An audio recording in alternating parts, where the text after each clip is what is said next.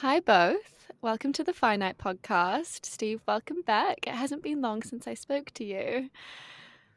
It hasn't, and thank you so much for having me back. I'm incredibly excited to be here with you and also with Zach this time. Yes, especially a big welcome to Zach. Yeah, I'm really excited to join you both. Why don't we start by introducing you, Zach? Can you tell us what you do, what company you work at, how you got into marketing, anything you'd like us to know?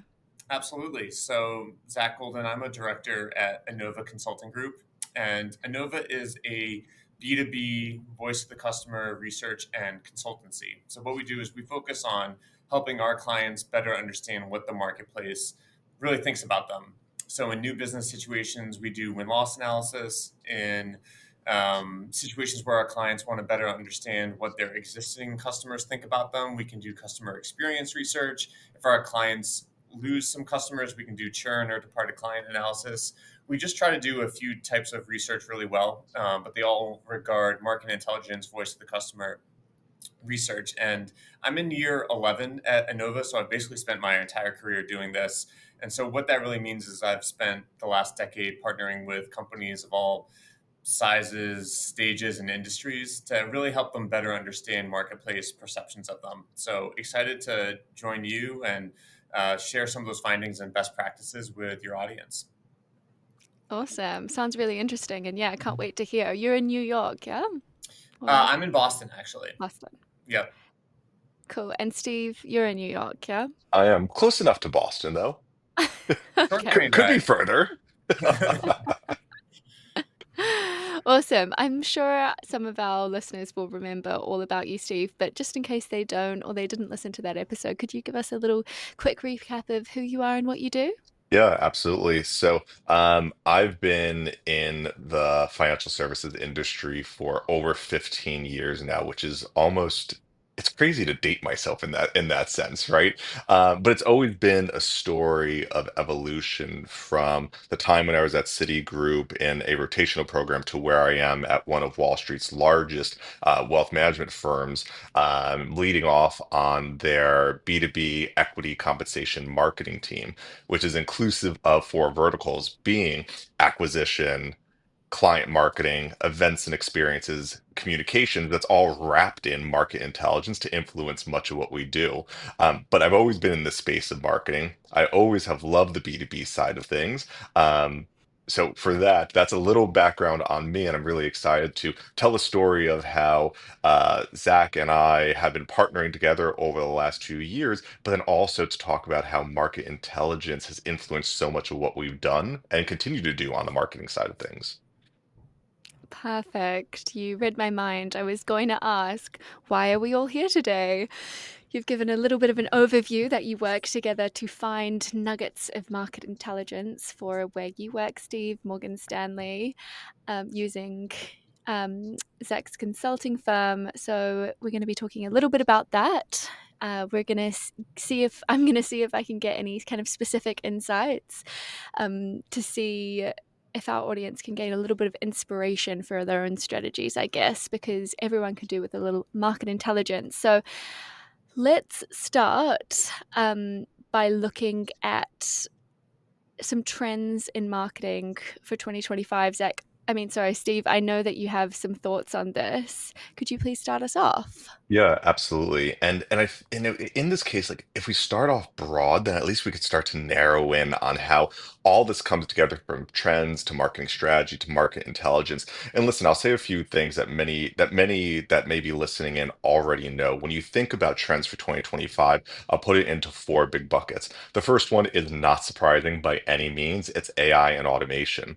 Right from a marketing perspective, it's how do we utilize, some of the tools that are out there to help increase the efficiency of our jobs, whether it's in content development or content review or more.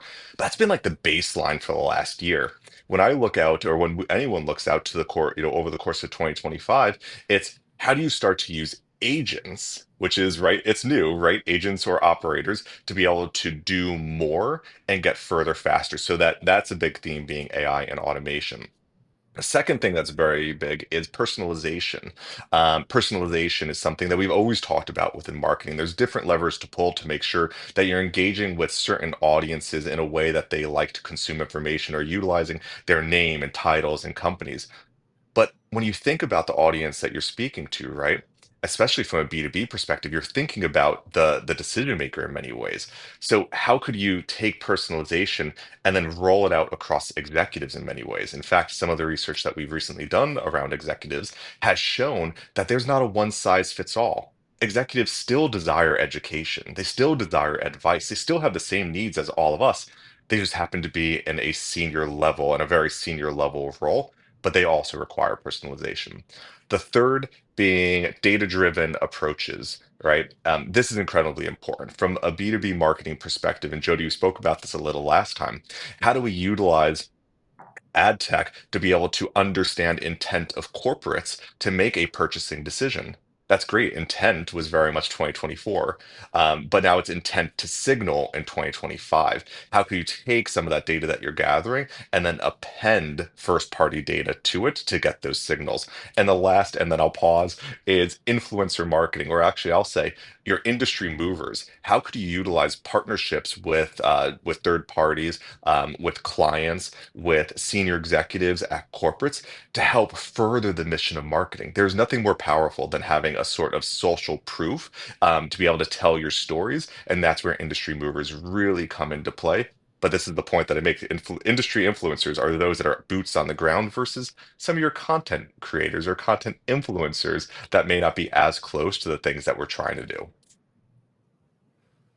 Yeah, great. And I think an applause is kind of needed there because it's very difficult to summarize so succinctly this kind of broader scale observation of what's happening in marketing at the moment. And I think you did a really good job of that.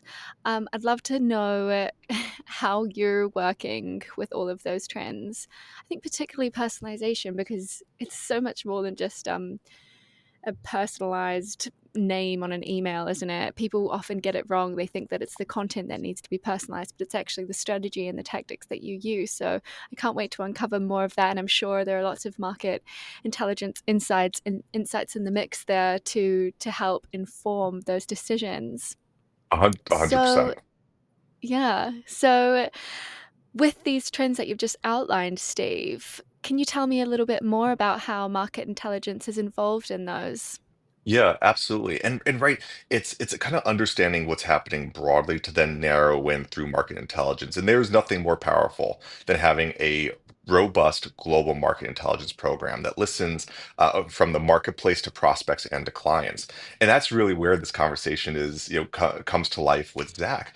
But one of the ways that we've utilized market intelligence to influence maybe personalization that we're doing, right, being a key theme for this year, is especially with executives, is if we're running market intelligence and we understand those very key needs or challenges or pain points of executives, then we could start to tailor our strategies and our content to it. Again, executives, I think, many times we put them into these large buckets of a one size fits all. But what market intelligence has really helped us understand and research as well is, it's not a one size fits all. C-suite executives still have those same needs that we all do.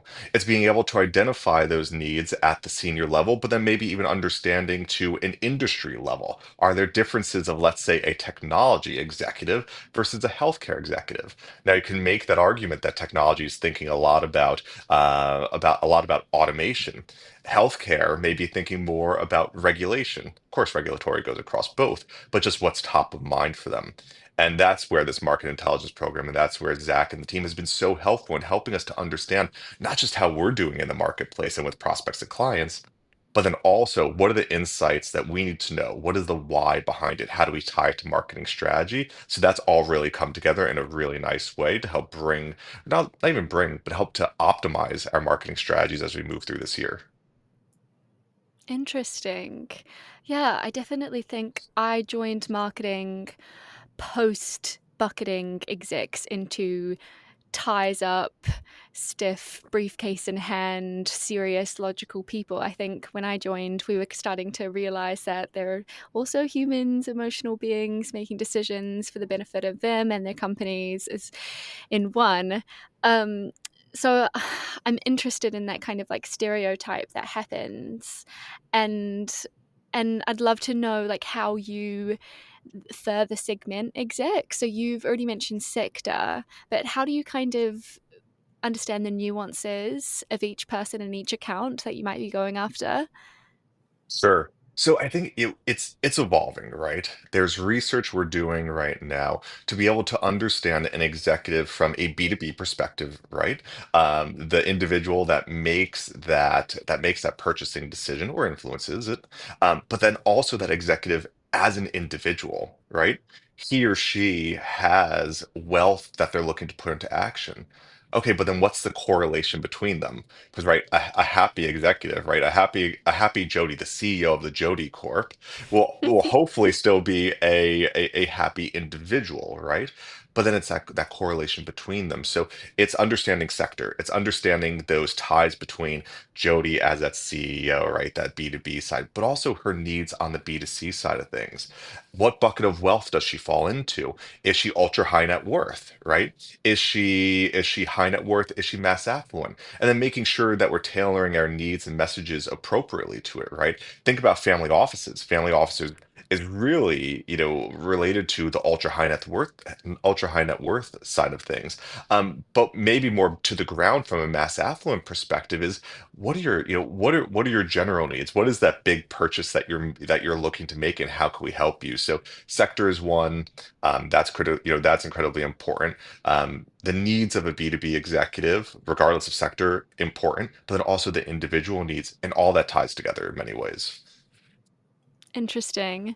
And I can understand why it's so valuable to have data to name that person and identify that person and actually have the concrete evidence of those needs and wants and feelings, the person versus the business. But I can also imagine that it's super valuable from an internal marketing perspective, gaining stakeholder buy-in and getting support from your leaders, which we talked about a lot on the last episode. Do you have anything more that you wanted to add to that narrative? No, I think it continues to be the same narrative, right? But now we're just evolving and optimizing it. The one tie that I will make, and Zach and I were talking about this right before the call, is we both gave a listen to the Finite podcast with the individual from NVIDIA. An incredible conversation that focused heavily on data. Data continues to be the single source of truth for everything that we do. But it's also just the continuation of that narrative of marketing shifting from being a cost center to being a growth partner that utilizes data to influence much of what we do. And that's where this market intelligence program has been so impactful. It's really helped to shift that narrative to help us get a seat at the table, but also to just gather insights and data that we wouldn't have access to otherwise. And data, again, at the end of the day, is incredibly important. It's important to match the objectivity with the subjectivity or the experience that you have in your role over time. So I think that narrative continues, and if anything, we'll just see it continue to evolve and build as the year goes on. Interesting. And I can't wait to hear more about that program. But before we do, I do just want to ask Zach for your perspective on the significance of market intelligence, how it helps businesses achieve their goals, and how it kind of connects businesses with their prospects and audience. Yeah, I think it's important for so many reasons. I mean, I think you can just generally think about them in terms of like really tangible business impacts, and then there are some like intangible um, benefits as well to market intelligence. I mean, on the tangible side, you kind of just started talking about it. It's about better understanding your clients and your prospects. It's about being customer centric, and it's something that so many organizations tout. Gartner actually has a stat that like over 80% of organizations say that they are customer centric. It's one of their key differentiators is how focused they are on their customers. Anova's data, because we do so much research talking with our clients' customers, usually only 67% of organizations, their customers actually feel like they are customer centric. And so to me, market intelligence is about trying to be part of that 67%. It's about really taking the time to do in-depth debriefs with your customer base so that you can ultimately have a greater understanding of their needs and be able to apply your solutions to meet those needs. That's what being customer centric is really all about. So why market intelligence is important. I think it starts with the customer side of things, but the other side of it within that like tangible business impact realm is another C, is the competitive set. You've got to understand what those firms that you're going up against on a daily basis are doing. Who's emerging, who's rising in the eyes of your buyers, who's maybe falling short, how you're competing against them. So many companies are looking for a competitive edge. They're in markets that are very fierce, and you've got to find that edge wherever you can get them. And doing the in-depth research, really trying to take the time to understand how buyers of these solutions view the different options, that can be a really powerful competitive edge. So those are like the tangible impacts that I think businesses get the most value from in terms of like market intelligence. I mentioned there's also like the intangible side, and that's where I look to like the impact that running market intelligence programs can have on like an organization's culture. I think they're really important tools for things like growth mindset or accountability, internal alignment. That's one of the things that, as we start to talk about like the program that Steve has built, he's done such a great job about is having a market intelligence program where business leaders from all across the organization, whether that's product or sales, marketing, implementation, pricing, everyone can come together and absorb the data that we've captured of what the marketplace is saying and strategize and talk about what that really means. How can we act on this to be more competitive? So it's a great platform for all of that internal alignment and strategy making for an organization. Yeah, I think you're right. I think that competitive edge is so important to note. I think that just every single VC firm is just trying to get into every single category and subcategory at the moment. Mhm. Because it's easy access and we've got so much access to engineers, and it's kind of relatively easier than ever to get things off the ground. So having that market intelligence to stand out is really key. I think this is probably a good time to start talking about the program that you guys have built together. I'll hand this one over to the floor of whoever would like to explain how the program came about, what the initial objectives were, and how you kind of set it up. Sure, definitely. So I'll jump in and then Zach, add in. You've been part of this journey with us over the last few years. So listen, our market intelligence program really has evolved over the course of the last 5 years, where it started off on just looking at win loss. It quickly grew from win loss to client satisfaction, from client satisfaction to churn analysis and pre-RFP analysis, and then wrapping around it this ability to monitor competitors' digital landscapes in real time through a third party's AI and machine learning platform that we utilize. But it's really been that evolution, right? And it's not because we were saying, hey, we need to do this, or hey, marketing thinks this is the best thing to do. It's because there's true value there. That value is seen not just by marketing leadership, but also our business partners, and the desire to avoid complacency, the desire to continue to differentiate from competitors, and the desire to continue to be a category of one in many ways.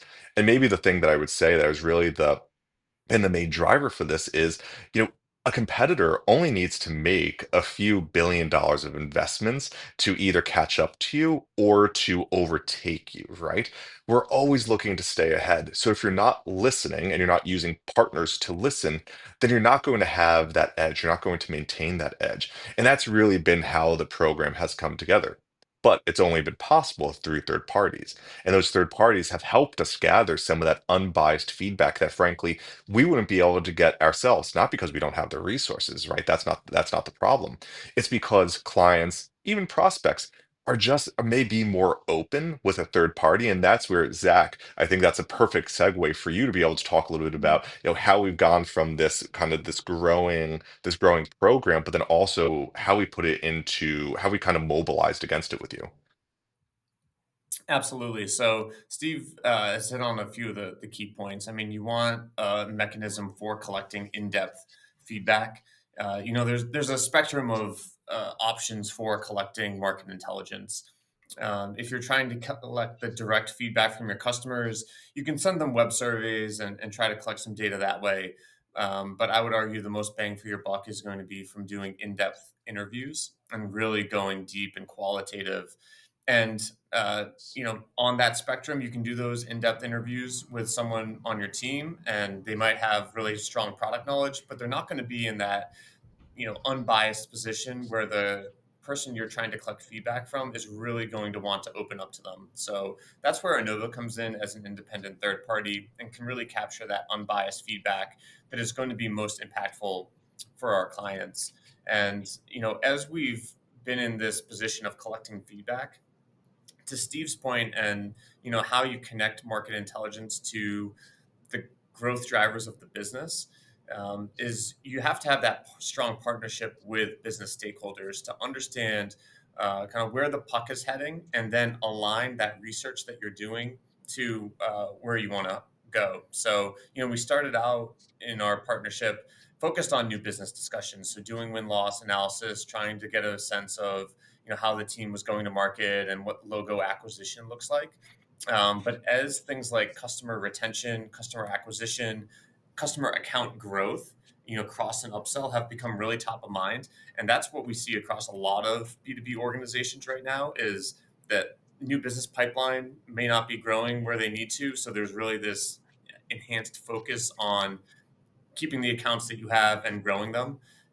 Doing things like client satisfaction analysis, or even more pointed beyond just general client satisfaction, is like targeting accounts that are coming up on the end of their contract and doing a really tactical conversation around their intention to either go out to bid, why or why not might they renew with the business that we're working with. All that feedback becomes so valuable for the organization's overall strategy that it really brings in those business leaders, because they want to understand what the marketplace is saying and can lend their voice and help with that strategization. And actually, one point to add on to that, right? And actually, this is like a tangible example of how we partnered closely with Zach and team. So we launched our homegrown client satisfaction survey. Within it, we ask a good number of questions, right, to understand client sentiment, satisfaction, loyalty. But to the point that Zach was making, right, how can we use that type of quantitative survey to then extract deeper information out to then partner with a third party to then get more intelligence? So, what does that mean? Within the survey, we asked a key question around, are you going to RFP in the next 1 to 3 years?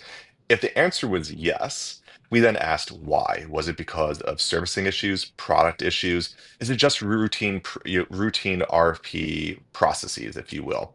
For those that identify that there's a concern, we ended up working with our servicing team to get approval to then reach out to them via Zach and Anova. We've seen an incredible response rate from maybe 50 different clients that I identified, yes, I'm going to RFP. Zach could tell me I'm wrong, but I think we have maybe a 70 to 80% response rate in terms of interviews being scheduled and completed. That's massive. And while that's a business example, let me give you a marketing example of how this tied to supporting our efforts on the marketing front. In addition to that RFP question that we include in client satisfaction, we asked a question of, would you like to share your story with us? Would you like to share your story of growth of stock of your stock plan story with us and in turn in the marketplace?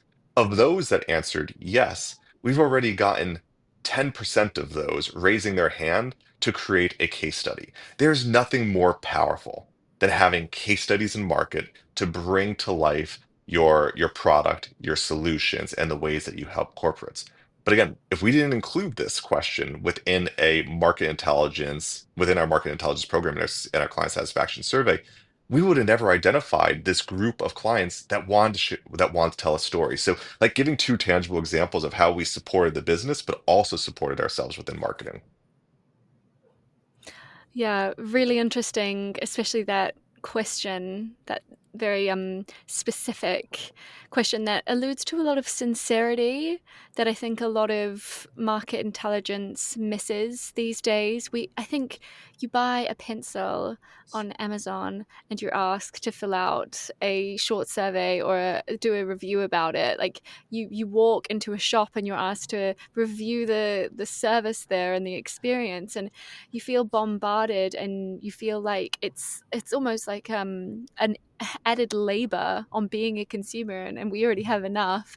So giving, like, having this really kind of tell us your story, like we want to know how you feel, like we've invested in a market intelligence firm because we care about your experience. And I guess back to Zach's earlier point, that is what customer centricity is about. um any thoughts? No? I think you've got it exactly right. I mean, that like survey fatigue has made our jobs a lot more difficult because people are so accustomed now to like being asked for feedback, but when it's done in a really like high touch manner and people can recognize the sincerity, as you put it, Jody, behind the ask, why it's important, and the fact that it isn't just clicking some radio buttons in a web survey. It's no, they want to invest the time in really sitting down, doing an in-depth debrief with me. It really, I think, strengthens the bond between the companies that we work with and their customer base. Awesome. I know that earlier in the episode we also talked about data and how having kind of market intelligence data helped with kind of achieving all of the goals that Steve had outlined for this year and all of the kind of places that he wanted to go. I was wondering, how do you get quantitative data from qualitative interviews? How, just a bit of a specific on that process. Do you know, Zach? Of course. I mean, that's really what I focus on is um, helping our clients collect that in-depth qualitative feedback, but then trying to make sense of it, right? Build stories around it.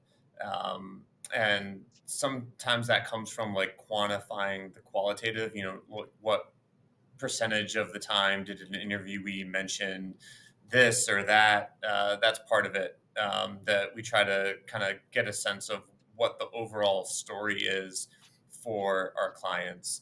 And for me, it's about balance. Like, I think some leaders will look at, a bar graph and be able to really pinpoint, they're very data centric. They understand what the biggest trend is. We like to also say, though, that a good quote will go a long way, and that sometimes it takes reading the quote that, oh, the sales rep messed up the product demo, for that to really resonate with that sales leader. Like, hey, maybe we need to spend some time enabling our team on giving better demos or whatever it is. Yeah, and I think that's probably the biggest thing is trying to balance quantitative with qualitative in delivering the results. Um, you know, business stakeholders are going to absorb the information in different ways, and that's part of it too. But they can also tell, different stories. There's a great anecdote that I love about Jeff Bezos at Amazon, where he was in like a meeting about trying to improve customer experiences. And the pain point that Amazon was trying to solve was response times to customer inquiries. And so the leadership team, they were all sitting around a table looking at this dashboard that showed that they had improved their response times and wait times on the call center line were down, but it was still coming up as a commonly cited issue. And so Bezos, he picked up his phone, he put it on speaker, he called the customer support line, and he sat there waiting for someone to pick up. And I can only imagine just like how painful that must have been. The silence in the room must have been deafening. It's like everyone was just waiting for someone to pick up.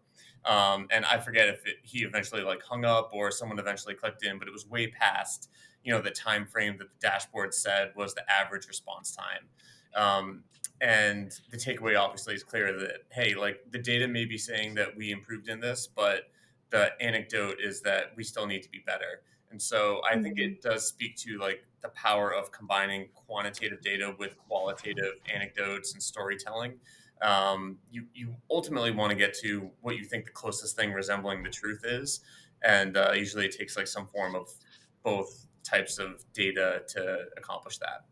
Yeah, really interesting. That's a very powerful story, and it kind of highlights to me the distinction between averages and anomalies. Hmm. And you can have an average number on your dashboard, but Hmm. if you've got just like 10% of your people or 20% of your people facing these anomalies, these like really high wait times or really short wait times, Hmm. those really high wait times are going to leave a terrible experience. That's where all your reviews are going to come from. That's where your Trustpilot score is going to go down and everything. So, really interesting story. Thank you for sharing. That's a great story to end on as well. Unfortunately, we've run out of time. It's been an absolute pleasure to talk to you both. So, thank you for coming on and sharing your insights. Awesome. Thank you so much for having us. Really appreciate it. Yeah, thanks, Jody.